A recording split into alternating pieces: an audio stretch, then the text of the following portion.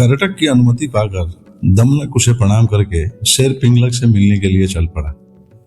सुरक्षा के लिए अपने दरबारियों के बीच बैठे पिंगलक ने दूर से ही दमनक को अपनी ओर आते देख लिया। उसने पहरेदार से कहा, मेरे पुराने मंत्री का बेटा दमनक आ रहा है, उसे अंदर ले आओ। दमनक ने पिंगलक के पास पहुंचकर उसे प्रणाम किया। पिंगलक ने अपने भारी पंजा उठाकर स्नेह दिखाते हुए दमनक के कंधे पर रखा और पूछा, कहो दमनक, आज बहुत दिनों के बाद दिखाई पड़े, किधर से आ रहे हो?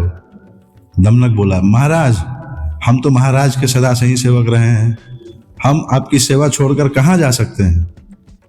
पिंगलक बोला, दमनक, तुम हमारे मंत्री के पुत्र हो, तुम जो भी कहना चाहते हो निडर होकर कहो। चालाक दमनक ने अपनी बात कहने के लिए एकांत का अनुरोध किया। पिंगलक ने अपने अनुचरों की ओर देखा। राजा की इच्छा समझकर आसपास के जीव जंतु हटकर दूर जा बैठे।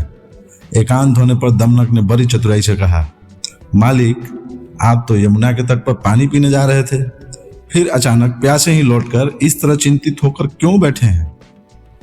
दमनक की बात सुनकर शेर पहले तो सकुचा गया, फिर दमनक की चतुराई पर भरोसा करके उसने पल भर सोचा और बोला, दमनक, यह जो रह रह कर गर्जना सी होती है, इसे तुम भी सुन रहे हो ना?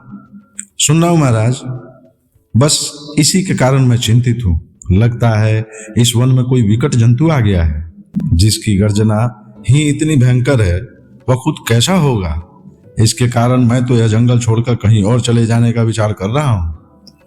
दमनक ने कहा, लेकिन महाराज, अपने पुरखों का जंगल छोड़ने से पहले पता तो करना ही चाहिए कि यह किस चीज की आवाज है। यह तो गुमायूं गिदर की तरह डरने की बात हुई, जिसे बाद में पता चला कि ढोल में तो पोल ही पोल है। पिंगलक ने पूछा, गुमायूं गिदर के साथ क्या घटना हुई थी? दमनक गुमायूं की कहानी सुनने लगा। अब गुमायूं गिदर की कहानी सुनिए अगले एपिसोड में।